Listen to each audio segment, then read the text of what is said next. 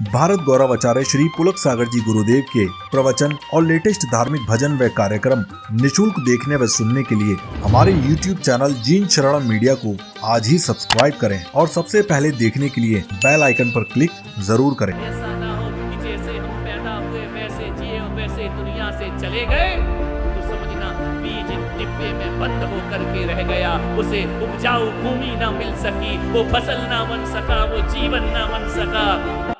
एक लुहार की दुकान थी। लुहार रोज लोहा पीटता था, कुछ ना कुछ आकार दिया करता था। लुहार लोहे से औजार बना रहा था। तो जल्दी क्यों नहीं करता यार? ये साइड में लगाया कर कैमरा। तुझे उपदेश दे रहा हूं कि उनको दे रहा हूं? रोज बोलना पड़ता है। लुहार औजार बना रहा था लोहे के। पास में उसका छोटा सा बच्चा बैठा था। उसने पूछा कि बापू एक बात बताओ। लुहार का बच्चा ना स्कूल जाता, ना पढ़ता, ना लिखता, गांव का रहने वाला। लुहार ने कहा कि बोल, क्या पूछना है? बोले एक बात बता दो बापू। बोले क्या बात? बोले मनुष्य की जीवन की कीमत क्या है? उसने कहा पागल है क्या तू? चल धोखनी चला और मुझे अब बनाने दे, लोहे के औजार हथियार बनाने दे। तू धोखनी चला, ये प्रश्न क्यों कर रहा? पिताजी मुझे बताओ मनुष्य की कीमत क्या है, मनुष्य की वैल्यू क्या है? पिता तो सोच में पड़ गया। उसने कहा यार बेटा भोला है, प्रश्न पूछ रहा है, उत्तर देना पड़ेगा।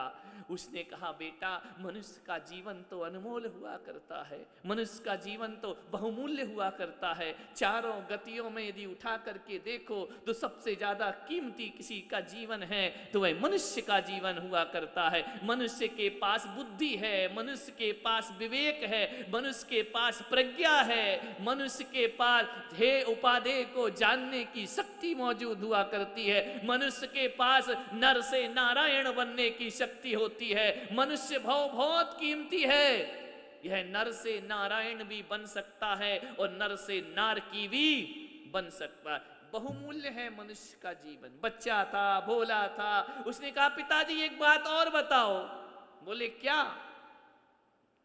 बोले जब सभी मनुष्यों का जीवन अनमोल है। बोले हां बेटा सभी का जीवन अनमोल है। बोले गांव के मनुष्यों का? बोले वो भी बड़ा अनमोल है। शहर के मनुष्यों का? वो भी बड़ा अनमोल है। अमेरिका के मनुष्यों का? उनका जीवन भी बड़ा अनमोल है। बापी वालों का? बोले उनका तो और भी ज्यादा अनमोल है। बोले अच्छा। तो बोले पिताजी जरा एक बात बताओ, जब सबका जीवन अनमोल है तो फिर कोई दुखी कोई सुखी क्यों है? क्या वजह है जब सबका मनुष्य जीवन अनमोल है? एक को सम्मान ज्यादा मिलता है, एक को सम्मान कम मिलता है, एक की ज्यादा वैल्यू है, एक की नहीं है। एक अमीर होता है, एक गरीब होता है, एक सुंदर होता है, एक बदसूरत होता है। फिर सबको दुनिया में एक सा सम्मान क्यों नहीं मिलता है? सबकी कीमत एक सी क्यों नहीं लगती है? किसी को अच्छा, किसी को बुरा, किसी को कम, किसी को ज्यादा क्यों मिलता है? यदि मनुष्य जीवन एक सा है तो, मनुष्य जीवन यदि बहुमूल्य और अनमोल है तो पिता के पास अब कुछ उत्तर नहीं था, क्योंकि पिता पहले ही कह चुके थे कि मनुष्य का जीवन बड़ा अनमोल होता है। क्या उत्तर दूं? छोटा सा बालक है, ये पूछ रहा है मनुष्य का जीवन अनमोल है तो सब मनुष्य का जीवन अनमोल क्यों नहीं है? कुछ कुछ मनुष्य का जीवन अनमोल क्यों है? कुछ कुछ मनुष्य का जीवन कीमत से रहित क्यों होता है? छोटा सा बच्चा, पिता को कुछ ना सूझा। उसने कहा एक काम कर। बोले क्या करूं बापू? बोले अंदर जा। वो लोहे का एक सरिया रखा ना, राड रखी है, उसको लेकर आ। बच्चा लेकर आया। तो बोले तुझे अब समझ में आ जाएगा कि मनुष्य का जीवन अनमोल कैसे हुआ करता है। वो लोहे की राड लेकर के आया। उसके पिता ने पूछा कि बेटा एक बात बता, तू 10-15 साल से मेरे साथ दुकान में है, जरा एक बात बता दे, इस राड की कीमत क्या है? तो उसने कहा क्या बापू, ये तो लोहा है, इसकी क्या कीमत होगी? ज्यादा से ज्यादा 200 रुपए कीमत होगी, इससे ज्यादा इसकी कोई कीमत नहीं हुआ करती है। 200 रुपए मिलेंगे इसके, और कुछ नहीं मिलेगा। दिन भर पसीना बहाते हो, धोखनी सी चलाते रहते हो अपनी सांसों को, 200 रुपए की राड है ये। उसने कहा बेटा बिल्कुल सही कीमत निकाली तूने। एक बात बता, यदि मैं इस राड को गर्म करके छोटी छोटी कील बना दूं, तोड़ करके गला करके इसे कील का रूप दे दूं, तो बता इस राड के कितने पैसे मिलेंगे? उसने कहा बापू यदि इसे गला करके कील बना दोगे तो हजारों रुपए हमको प्राप्त होंगे। बोले 1000 रुपए? 200 रुपए की राड की कीमत क्या हो गई? 1000 रुपए की कीलें हो गई। बोले बेटा एक बात और बता दे, यदि इन कीलों को गला करके किसी घड़ी की स्प्रिंग बना दूं तो बता इसकी कीमत क्या हो जाएगी? बोले बापू इसकी कीमत तो और ज्यादा बढ़ जाएगी, ज्यों ज्यों इसके यंत्र बनाए जाएंगे त्यों तो इस लोहे की कीमत बढ़ते चली जाएगी। पिता ने कहा कि समझ में आ गया, यदि इस राड को मैं गला गला करके नया रूप देता जाऊं, इसके अंदर अनेक संभावनाएं हैं। यह लोहे का सलिया बनकर भी जिंदगी जी सकता है, यह कील बनकर भी जिंदगी जी सकता है। और बेटा इस राड को यदि किसी मशीन का यंत्र बना दो तो इसकी कीमत लाखों में हो जाया करती है। बच्चे ने कहा लाखों में? बोले हाँ, कोई यंत्र बना दो, कोई मशीन बना दो तो यही लोहे की राड लाखों रुपए में भी जाकर के बिक जाया करती है। उसने कहा बापू मुझे समझ नहीं आया, आप क्या कहना चाह रहे हैं? बोले ये मनुष्य जीवन है, ये मनुष्य, मैंने कहा ना कि लोहा तो लोहा ही होता है। दुनिया के सारे मनुष्य मनुष्य ही हुआ करते हैं, उन्हें ये देखना है कि वह क्या है, इसकी कोई कीमत नहीं होती। ध्यान रखना, जो विधान यहां पर हो रहा है ये पापों को रोकने कर पुण्य बंद करके निर्वाण को पाने के लिए हो रहा है। उन्होंने कहा ध्यान रखना, तुम क्या हो इसकी कोई कीमत नहीं है, तुम क्या हो इसकी कीमत हुआ करती है, इसकी कीमत लगा करती है। मनुष्य का जीवन बहुमूल्य कब होता है? जो प्रेजेंट में हमारा स्टेटस है, हम समझते हैं कि हमारी वैल्यू इतनी ही है। नहीं, युवा लोग यहाँ पर बैठे हुए हैं, मैं उनसे निवेदन कर रहा हूं कि अपनी संभावनाओं को जागृत करो। 200 रुपए का लोहा लाखों रुपए किलो भी जाकर के बिक सकता है, लाखों में उसकी कीमत हो सकती है, बहुमूल्य हो सकता है वह लोहे का। लेकिन हम सोचते हैं कि हम जो हैं वही हमारी कीमत है। ये ध्यान रखना, ये बाजार है, ये दुनिया, ये संसार एक व्यापार है। यदि अपनी संभावनाओं को जागृत करोगे तो कीमत बढ़ते जाएगी, और यहीं आकर के रुक गए तो तुम्हारी कीमत फिर इससे ज्यादा कुछ और नहीं हो। भगवान ने इस जीवन को समझा, इस जीवन की अनमोलता को समझा। उन्होंने कहा यदि मैं संसार में ही फंसा रह गया तो मेरी जिंदगी 150 साल बाद खत्म हो जाएगी, और यदि मैंने इस मनुष्य के जीवन के अंदर मौजूद दिव्यता को प्राप्त कर लिया, प्रभुता को प्राप्त कर लिया, अनंत संभावनाओं को जागृत कर लिया, तो यही साधारण सा मनुष्य एक दिन परमात्मा बन करके भी दुनिया से विदा हो जाता। कुछ करना होगा, घबराओ नहीं, सोचो नहीं, हम क्या कर सकते हैं? करने वाले बहुत कुछ कर सकते। कौन कहता है कि आसमान में छेद नहीं होता? कौन कहता है कि आसमान में छेद नहीं होता?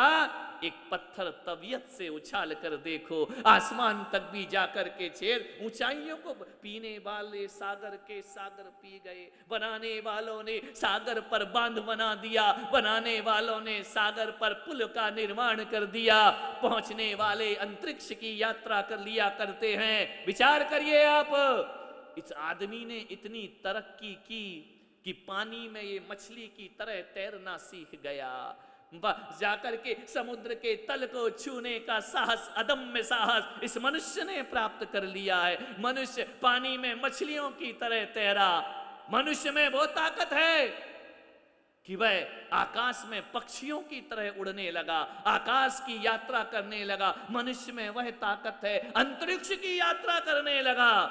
बाहर ये मनुष्यता, ये अंतरिक्ष को भी जाती है, ये माउंट एवरेस्ट की चोटी को भी छू करके मनुष्य आ जाया करता है। विचार करिए, सोचिए, एक हाथ टूटा होने के बाद भी कोई भाला फेंक करके ओलंपिक गेम में पदक प्राप्त कर लिया करता है। कौन है ये? मनुष्य है, ध्यान रखना।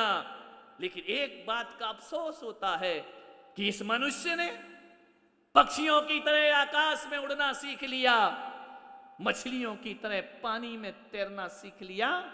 अफसोस तो इस बात का है कि इंसान धरती पर इंसान जैसा चलना नहीं सीख पाया है। धरती पर कैसे चला जाता है, धरती पर कैसे जिया जाता है, ये मनुष्य ने आज तक नहीं सीखा है। ध्यान रखिए, सोचना है आपको। बहुत कुछ कर सकता है आदमी। ये बड़े बड़े लोग, टाटा, बिरला, डालमिया, ये लोग एक साधारण व्यक्ति थे। पेट्रोल पंप में पेट्रोल के पैकेट बेचा करते थे। साबुन का पानी बेच बेच करके कोई आदमी निरमा वॉशिंग पाउडर का मालिक बन जाया करता है। कौन है ये वो लोग जो अपने जीवन की संभावनाओं को जागृत करते हैं? ऐसा ना हो कि जैसे हम पैदा हुए वैसे जिए और वैसे दुनिया से चले गए, तो समझना बीज डिब्बे में बंद हो करके रह गया, उसे उपजाऊ भूमि ना मिल सकी, वो फसल ना बन सका, वो जीवन ना बन सका। जीवन को सार्थक करो, कठिनाइयां तो आएंगी। ऐसा कौन सा जीवन है जिसमें कठिनाई ना हो? तब तो करना ही पड़ेगा। ग्रस्त जीवन भी एक तपस्या है, पढ़ाई भी एक तपस्या है। आप जिस भी लाइन पर जाओगे, एक तप तो करना पड़ेगा। ये हमारे देवसाली जी बैठे हैं, दूध के पैकेट बेच बेच कर घर में 2-2, 4-4 पैकेटों से दूध शुरुआत करने के बाद आज उन्होंने अपना एक स्थान बनाया, हजारों लीटर दूध वह यहां से बेचा। सोच, छोटे छोटे लोग तो धीरे धीरे धीरे धीरे ऊंचाइयों को प्राप्त कर लिया करते हैं। ध्यान रखना, लगन पूरी होना चाहिए। यदि लगन पूरी होगी और लगन के साथ यदि काम किया जाए, संभावनाओं को जन्म दिया जाए। जब ये धरती यहां बंजर पड़ी थी, जहां घास फूस उगा करते थे, जहां पशु आकर के घास खाया करते थे, पत्ते जुरमुट यहां पर लगे रहते थे, जंगल में वातावरण था। किसने सोचा था कि इस घनघोर जंगल में, जहां दूर दूर तक जैन समाज के घर दिखाई नहीं देते हैं, जहां बस्ती नजर नहीं आती है, जहां पर आकर के देखो पेड़ पौधों के सिवा कुछ दिखाई नहीं देता है, किसने सोचा था इस जंगल के, इस घनघोर जंगल में, इन आदिवासियों के इलाके में कोई आदिनाथ भगवान आकर विराजमान हो जाएंगे, कोई तीर्थ का निर्माण हो जाए। आदिवासी में आदिनाथ भगवान, ध्यान रखिए, विचार करिए, कौन सोचता इस माटी को 10 साल 15 साल पहले? जैनियों की निगाह तक नहीं गई होगी यहां, और आज वो माहौल यहां का हो गया है। पूरे हिंदुस्तान के जैनियों की निगाह यहां पर हो गई है। जो देखो, चलो जिन शरणम चलते हैं, चलो तीर्थ में चलते। अभी कल एक फोन आया झारखंड से, विचार करिए, एक हिंदू व्यक्ति, उसने यूट्यूब में मेरे प्रवचन सुने, और प्रवचन सुनने के बाद इतना प्रभावित हुआ इन विधानों से, उसका फोन आया कि मैं जैन नहीं हूं, क्या मैं एक कलश ले सकता हूं? क्या मैं एक दिन के चातुर्मास का सौभाग्य प्राप्त कर सकता हूं? महाराज की कथा सुनी, मैं बहुत प्रभावित हुआ हूं, मैं राशि फंड में डाल दूंगा, आप मेरे यहाँ कोरियर से कलश भेज देना। कल ही फोन आया। विचार करिए, सोचना है कहां कहां के लोग, सारे दुनिया के मानस पटल पर ये 6 एकड़ भूमि का टुकड़ा आस्था का स्थान बनकर के खड़ा हो गया है, श्रद्धा का स्थान बनकर के खड़ा हो गया है। कब किसका क्या हो जाए, वरना यहां तो यह स्थिति थी, पहले किसी की जमीन थी, फिर दूसरे ने खरीदी, हम यहाँ फार्म हाउस बनाएंगे, कैंसिल हो गया। एक ने खरीदी, हम यहाँ फैक्ट्री डालेंगे, नहीं लगी फैक्ट्री, लेकर के जमीन घूमता रहा, फैक्ट्रियों का वातावरण नहीं बन पाया। कितनों ने जमीन ली, उससे ली, उससे ली, उससे ली, लेते गए, लेते गए, लेते गए। भगवान ने जिसने जिस इरादे से जमीन ली, भगवान ने सब कैंसिल कर दिया। नहीं, कोई फार्म हाउस नहीं बनेगा, कोई खेती नहीं होगी, कोई यहां पर फैक्ट्री नहीं डलेगी। बोले क्यों? क्योंकि भगवान जानते थे यहां तो जिन शरणम जैसा तीर्थ खड़ा होना है, इसलिए किसी और को सफल ही नहीं हुआ वो व्यक्ति। कितने लोग बेचते गए, बेचते गए। पटेलों के हाथ में जमीन आ गई, हर्षद मेहता के हाथ में जमीन आ गई, कितनों के हाथ में जमीन आई। जाकर के मालूम था ना, जिन जिन ने जमीन के दावे ठोके वो दुनिया से विदा हो गए, क्योंकि यहाँ जमीन नहीं, सबसे बड़ा जमींदार भगवान पारसनाथ आकर के यहाँ पर आज आप और हम इन संभावनाओं को साकार कर रहे हैं, हम कर रहे हैं।